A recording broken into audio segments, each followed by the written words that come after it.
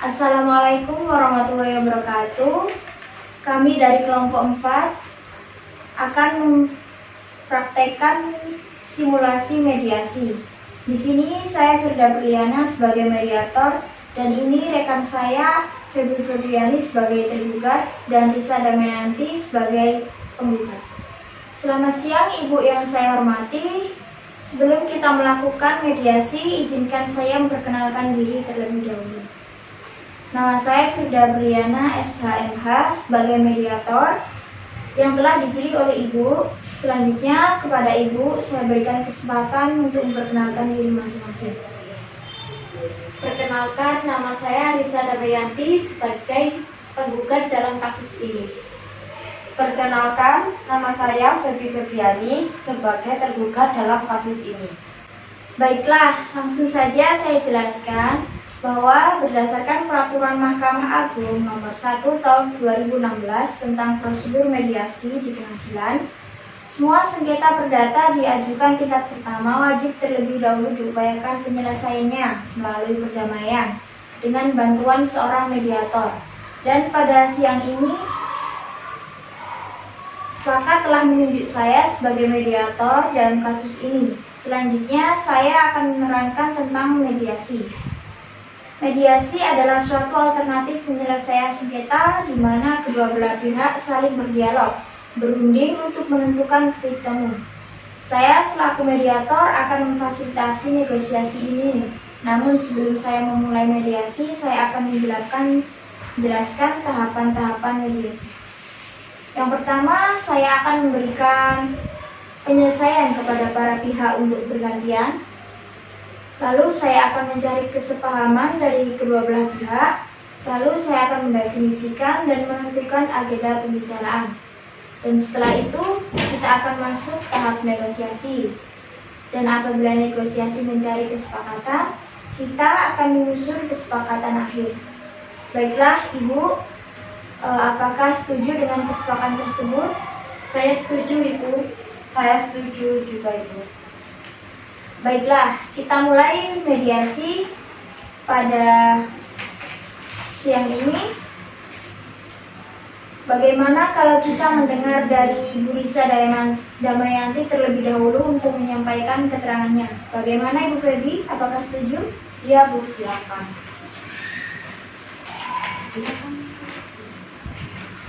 Silakan Bu Risa Damayanti.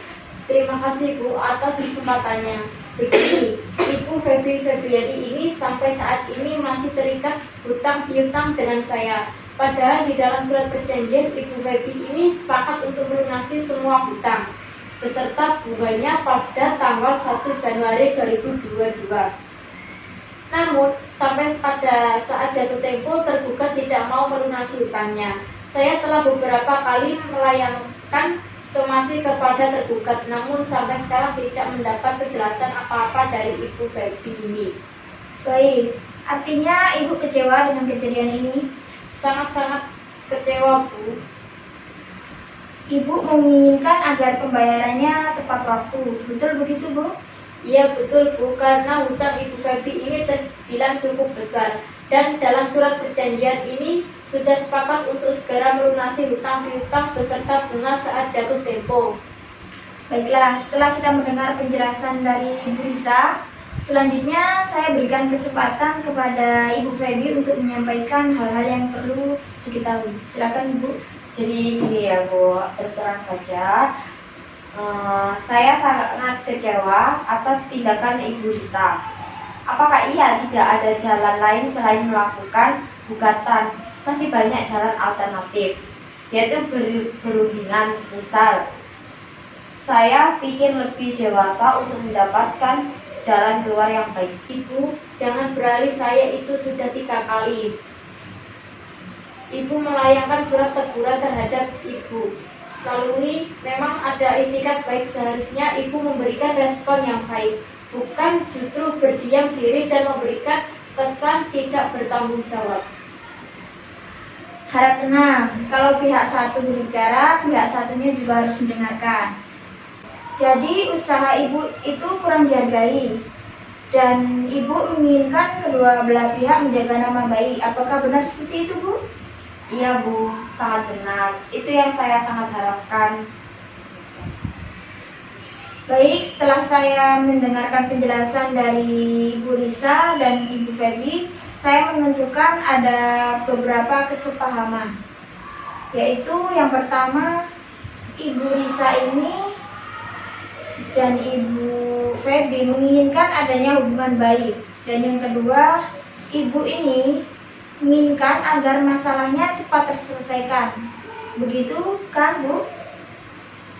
Betul Bu. Betul, Bu. Baiklah, selanjutnya seperti yang Ibu Risa dan Ibu Feby ungkapkan, bahwa sebelum perkara ini terjadi, sebenarnya Ibu Risa menganggap sebagai Ibu Feby ini terutang yang dapat dipercaya, dan sebaliknya Ibu Feby ini menganggap Ibu Risa sebagai pemberi hutang yang bisa diajak kerjasama. Kalau boleh saya tahu, kemungkinan kelanjutan hutang piutang ini di kemudian hari seperti apa? Seperti sudah saya jelaskan, Ibu Feby harus segera mungkin dapat melunasi hutang-hutangnya, karena ini sudah telah jatuh temponya. Baik, jadi Ibu menginginkan agar terhutang dapat melunasi, benar seperti itu, Bu? Iya, benar, Bu. Baik, mengenai penjelasan dari Ibu Risa, apakah Ibu Feby ini ada tanggapan? Iya Bu, sebenarnya saya sangat kecewa terhadap Ibu Risa karena terlalu gampang mengambil tindakan mediasi. Masalah ini kan bisa dibicarakan secara kekeluargaan dan dengan dibicarakan secara baik. Baik, dari penjelasan Ibu, saya dapat menyimpulkan bahwa jika masalah hutang piutang dapat diselesaikan, maka hubungan baik antara Ibu Risa dan Ibu Feby dapat dilanjutkan. Benar seperti itu, Bu? Iya benar Bu. Baiklah, jika demikian iktikat baik antara kedua belah pihak untuk menyelesaikan masalah ini. Selanjutnya, saya untuk menulis definisi permasalahan. Dan hakim mediator menuliskan definisi permasalahan ini ada dua. Yang pertama yaitu bagaimana menjaga nama baik hubungan antara kedua belah pihak dan bagaimana menyelesaikan pembayaran tersebut. Dari kedua poin tersebut, Ibu, terlebih dahulu yang mana yang ingin Ibu Risa bahas? Yang jelas saya menginginkan Ibu Feby segera mungkin dapat melunasi hutang-hutangnya. Baiklah Bu, selanjutnya Ibu Feby bagaimana menurut Ibu?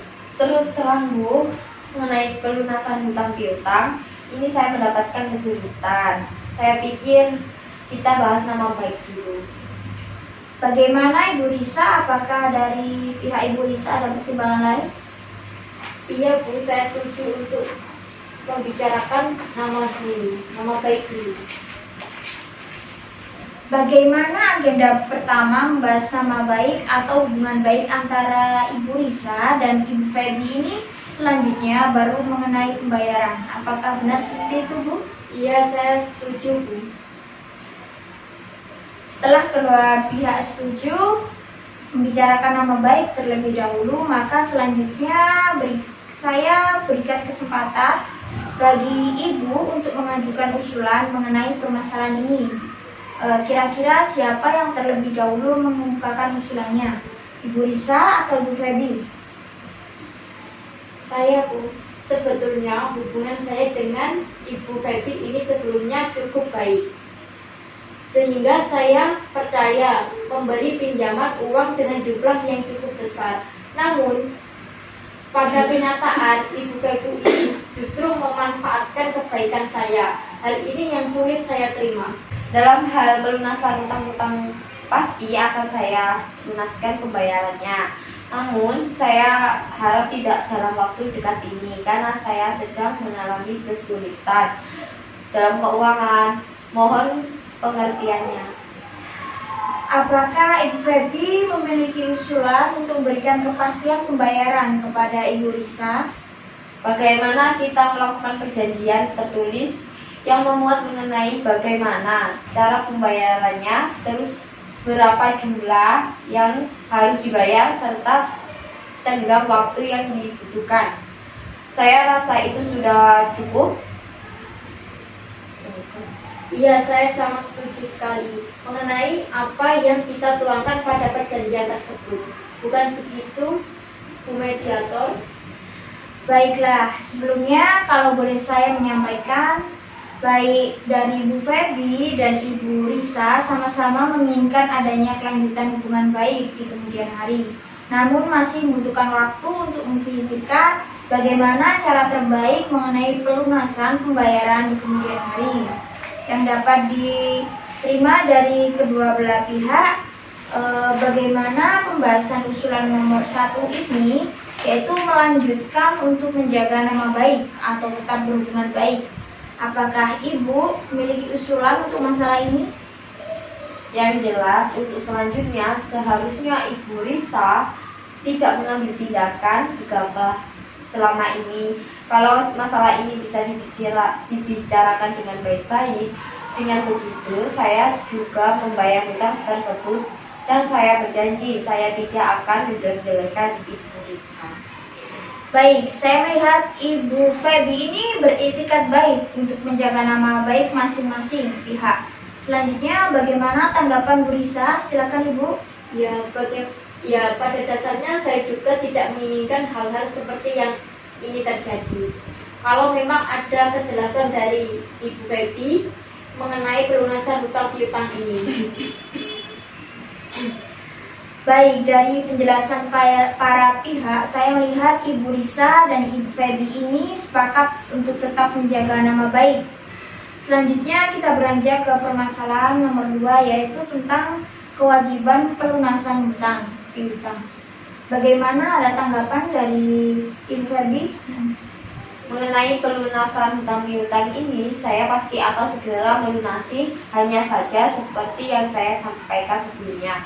Saya mohon kesabarannya Ibu Risa, karena saya meminta penundaan pembayaran sampai 3 bulan ke depan. Bagaimana Ibu Risa? Dari pihak Febi sudah memberikan kepastian soal pembayaran. Ada tanggapan Ibu? Baik, tidak jadi masalah asalkan 3 bulan ke depan saya mau semua hutang piutang sudah lunas.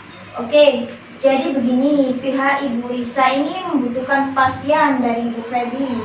Apakah Ibu Febi bisa menjamin bahwa semua hutang Ibu Febi pada 3 bulan ke depan dapat dilunaskan?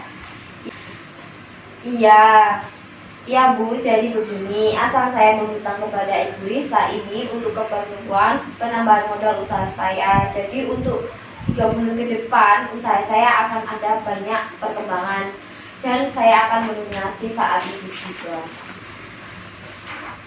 Baik, menurut saya usulan Ibu itu sudah konkret.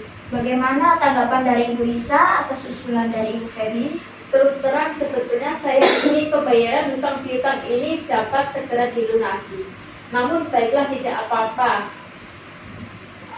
Ibu Febi harus melunasi semua hutang-hutangnya 3 bulan ke depan.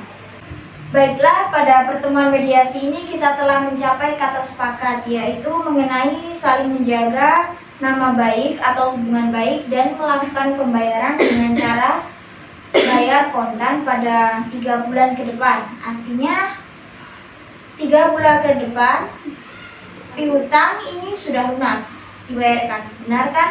Seperti itu Ibu? Betul Bu. Baiklah, selanjutnya kita akan persiapkan kesepakatan perdamaian, yang mana nantinya di dalam kesepakatan tersebut pihak harus menambahkan klausul apakah gugatan ini dicabut atau kesepakatan perdamaian yang dilakukan pada putusan majelis hakim yang melahirkan akte perdamaian. Bu Mediator, saya bertanya apakah perbedaan klausul tersebut? Baiklah, saya akan jelaskan. Apabila gugatan tersebut dicabut, maka kesepakatan perdamaian hanya mengikat kedua belah pihak, di mana apabila salah satu ingkar janji, maka harus diajukan gugatan kembali. Sedangkan untuk klausul yang menyebutkan kesepakatan perdamaian yang dikukuhkan di dalam majelis hakim menjadi akta perdamaian, sehingga apabila salah satu pihak ingkar janji dapat dieksekusi langsung oleh ketua pengadilan setempat tanpa mengajukan gugatan.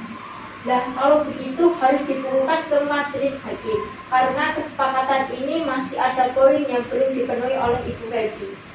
Bagaimana Ibu Feby? Apakah Ibu Feby setuju? Setuju, Bu.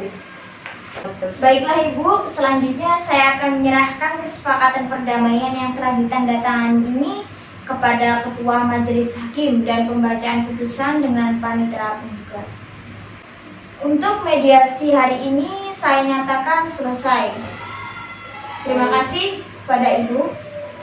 Sekian simulasi sidang mediasi dari kelompok 4. Kurang lebihnya kami mohon maaf. Wassalamualaikum warahmatullahi wabarakatuh.